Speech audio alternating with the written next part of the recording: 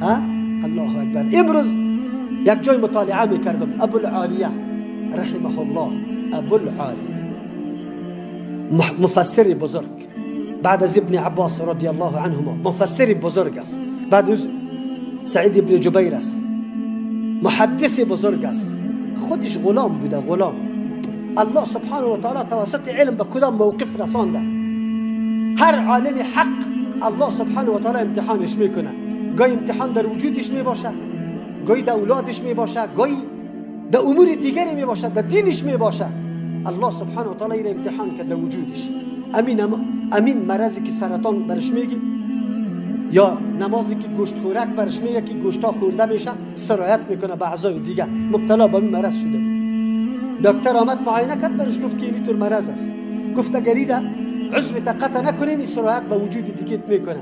یک وقت دکتر رفت، مواد نشه‌ای در او وقتایی این پیچکاری ها وجود نداشت، نشه میدادن مثل که اینمی چیزای مخدره، مواد مخدره نشه میدادن که او نفهمه و بعد از او امی پیچکاری هایی که نشه میکنه اکثر شاید این مواد بهش باشه. و آمد برش گفت که اینی را مجبور استی از جهت ضرورت بری تو رواسته که تو باز تکلیف میبینی خیلی زیاد، من این را قطع میکنم عضویتا. او میگه نه این کار را نمیکنم. یا قاری را طلب کنه، قاری را طلب کرد، گفت بخوان تلاوت قرآن کریم شروع کن. زمانی که قرآن کریم تلاوت میشه، یک وقت خودش گفته بود که وقتی چشمای من طرف آسمان طرف بالا شروع کرد و حالتم تغییر کرد، بعد از دکتر گفت کاری تا شروع کن. عضوش قطع میشه، یک وقت به هوش میبینه عضو قطع است. برش گفت که درد برات نرسید؟ گفت نه، من در فکر دیگه بودم، در محبت دیگه چیز بودم. او نماز بود. به الله قسم برای سلف از نماز که محبوب ترین چیز دیگه نبود. پیغمبر صلی الله علیه و سلم و جعلت قرة عینی فی الصلاة که میگه هر قدر تکلیف و سختی را بیرون میدید، می آمد 2 رکعت نماز میخواند.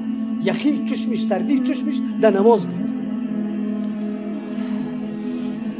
در حدیث میگه اذا حزبه امر فزع الى الصلاة، وقتی که پیش میشد برای پیغمبر اسلام یک امر خیلی مشکل و دشوار، دستی مسارعت و جلتی میکرد به سوی نماز. در نماز لذت پیدا کرده بود. نماز ما لذت داره. بسیار دوستا را سوال بکن که نماز ختم شد بگو کدام سورت خواند؟ شما باور به الله بکنید یادش نیست که من کدام سورت خواند. در جماعت استاد است، در این نماز جمعه برو پرسان کو که مولا امام کدام سورت خواند؟ فکرم نبود. فکر دیگه طرف است، گپ دیگه طرف است. خیر، آلی نماز غریب نشده، حالت شکر الله را میکشه. وقتی اینجا جوان میبینی که بسیار به ترتیب، بسیار به آرامی، به سکون، به اطمینان استاد میشه، میبینی شما الحمدلله، همه ایتان میبینی جوان است، قوتهای وجودش او را نمیگذارد در مسجد قدر انتظار بکنه. بعد انتظار کرکت داشته باشه، انتظار میدان کلپ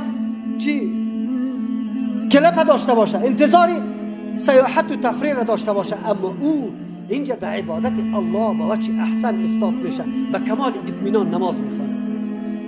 نعمت عظیم الله سبحانه و تعالی است. شکر الله را باید بکشیم که عقیده جور شوه، ساخته شوه.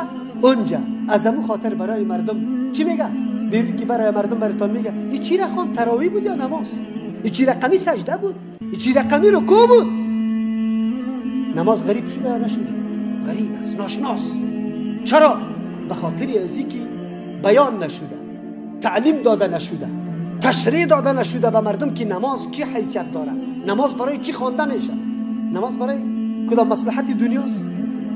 اگرچه یک حکم الله سبحانه و تعالی خالی از مصالح نیست، از فواید نیست، اما عبادت الله برای مصالح نم خوانده نمیشه، برای طاعت الله و به محبت امر الله خوانده میشه که تو قطعش محبت داری.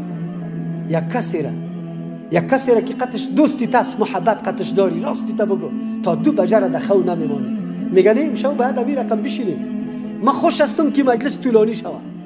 اگر با الله سبحانه و تعالی، با کی؟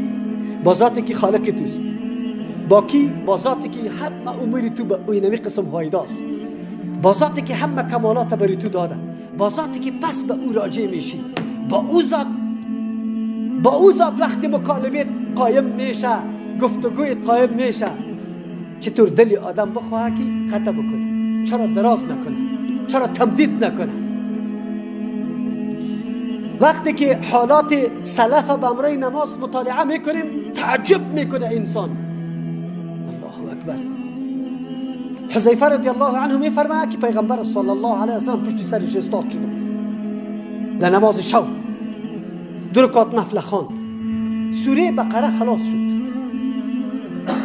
هر لحظه فکر میکردم که آلی پیغمبر علیه السلام رکوع میکنه، آلی سوره بقره خلاص شد، به ترتیب خواند، سوره نساء را اول خواند، خلاص شد، آل عمران شروع کرد. الله اکبر.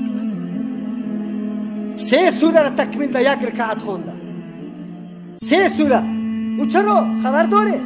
چرا خسته نمیشد؟ او مناجات و مکالمه با کی میکرد؟ با الله سبحانه و تعالی میکرد. دین غریب است، عبادت غریب است، اخلاق غریب است، آداب غریب است در اسلام. امروز اخلاق اسلامی بکو به مردم غریب است. السلام علیکم و رحمت الله و برکاته در تلفن اول بکو بسیار ناشناس به مردم. هلو خیلی زیاد، هلو مسلمان هستیم، هلو چی مانا؟ اولین کلمه که تو میگی بعد کی بگوی؟ غریب است. السلام علیکم و رحمت الله بگوی غریب است بسیار. پورا کی کنی که و رحمت الله و برکاته بگوی به مردم بسیار غریب است. هر چیز غریب شده، غربت فتنه است. از او خاطر ما سنجش داشته باشیم، خوشحالی داشته باشیم وقتی که امی امور غریبه انجام میدیم. فطوبی للغربا.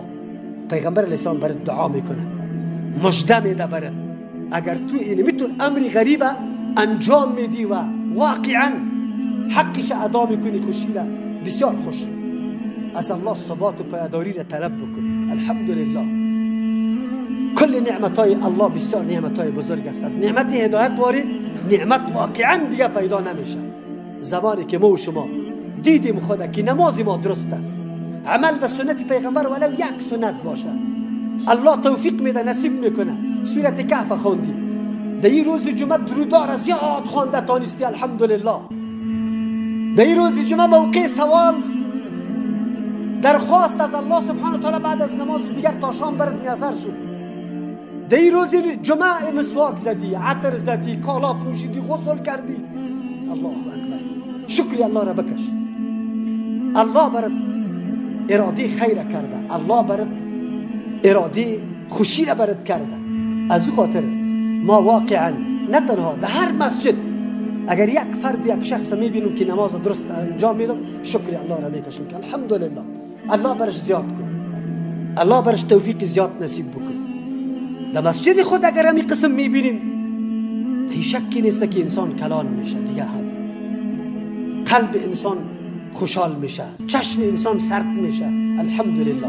دی دور پر فتنه، دی دیاری که ما از رسول الله صلی الله علیه و سلم خیلی فاصله داریم، از علم رسول الله صلی الله علیه و سلم خیلی فاصله ها داریم، ولی بازم یک بچه که او مدرسه نخونده لیکن اینجا از کجا در موتورسیکل و در بایسیکل در جماعت میره، از کجا حرکت میکنه.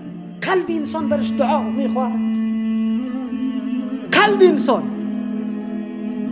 کوشش بکنیم ببینیم اولاد خدا، برادر خدا، همسایه خدا چه قسم برابر کنیم، چه قسم توصیه برش بکنیم.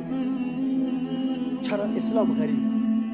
در امور غریب اگر تو دست زدی ثابت به دین باشه، بسیار خوشحال شو که تو عمل میکنی. از او خاطر برای ما و شما بسیار جای خوشحالی است که در امور غریب دست انداختیم.